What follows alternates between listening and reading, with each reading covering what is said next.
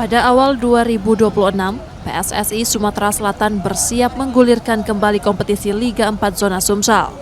Ajang ini dijadwalkan berlangsung mulai pekan pertama, Januari hingga Februari.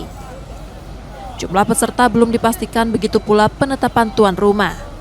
PSSI Sumsel masih menunggu pengajuan dari Asosiasi Kabupaten dan Kota maupun klub yang berminat menjadi penyelenggara.